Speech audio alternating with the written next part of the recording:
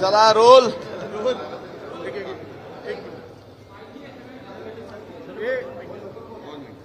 तुला जास्त घाई असते. रोल बघ. गौरव चालू आहे माझा जरा फॉलोअप आहे डॉक्टरचा म्हणून. सर एकंदरीत तुमच्यावर असलेले आरोप तुम्ही जर तिकडे कोण करणार. नाही सुरुवात तो करतो ना स्ट्राईक नॉन स्ट्रायकर. 2-3 मेजर आतापर्यंत आरोप केले जात आहेत की मंत्रिपदाचा असणारा लाभ घेणं आणि याच्यावरनं तुमच्या थेट राजीनाम्याची मागणी करणं. एक बघा, या विषयावरती मी काही उत्तर देणार नाही.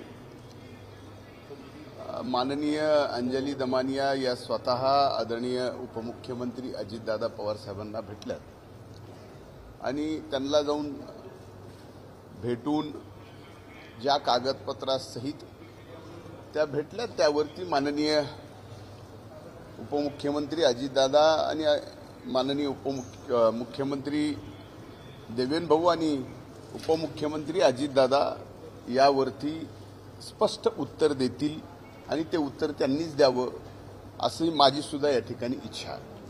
मुद्दा क्रमांक 2 की तुम्ही ज्या राखेच्या संदर्भात 2006चा सुप्रीम कोर्टाचा GR जर पाहिला, थर्मल पॉवर स्टेशनची राख म्हणजे प्रत्येक थर्मल पॉवर स्टेशननी केलेला तो कचरा आहे आणि तो कचरा थर्मल पॉवर स्टेशननी स्वतः पैसे खर्च करून उचलला गेलाच पाहिजे, हा सुप्रीम कोर्टाचा निर्णय आहे. आणि अशा निर्णयाच्या बाबतीत हे डायरेक्ट सरकारशी संलग्न नाही. महानिर्मिती एक वेगळं मंडळ आहे. त्यामुळं मूलतः याच्याशी प्रॉफिट ऑफ बेनिफिटचा बिझनेस विषय कुठे येत नाही. पलीकडे आणखीन काय विचारायचं. काहीतरी वाईट घडलं असेल. आता एवढं जर संदीप क्षीरसागरांना माहीत असेल, आणखीन कुणाकुणाला जे काही माहीत असेल, याचा अर्थ मी असा समजतो की त्यांचे आणि त्या आरोपीचे कुठेतरी आता संबंध आहेत आणि ते संबंध असल्याशिवाय ही माहिती त्यांना मिळू कशी शकते. जी माहिती त्या कृष्णाला काय झालंय काय नाही झालंय याची पोलिसांना माहिती नाही, मला माहित नाही, म्हणजे तुमचे एवढे मायक्रो कॅमेरे त्याला माहिती नाही, तर त्याला कशी माहिती असू शकते. याचा अर्थ त्यांचा कुठंतरी संबंध आहे आणि त्या संबंधातून अशा पद्धतीच्या बातम्या पेरायच्या. आपल्याला ती बातमी मिळते आणि सध्या गेली 1 महिना सव्वा महिना बीड पलीकडे दुसरं काहीही आपल्या माध्यमावर चालू नाहीये.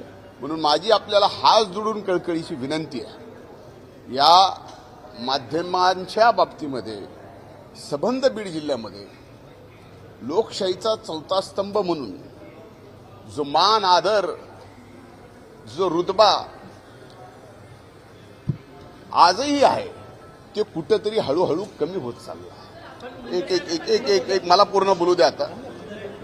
म्हणून माझी आपल्याला विनंती आहे की पहिल्यांदा आपण सुद्धा जर्नलिझम म्हणून काय खरं काय खोटं पूर्ण याच्यातली तपासणी केल्यानंतर एक जिल्हा असेल किंवा त्या जिल्ह्याचा नेता असेल, एक मतदारसंघ असेल की त्या मतदारसंघातला कुठलाही नेता असेल, भलेही मी असेल, त्याला माध्यमांनी शिक्षा दिली पाहिजे. त्याच्यावरती मीडिया ट्रायल चाललं पाहिजे, या मताचा मी आहे.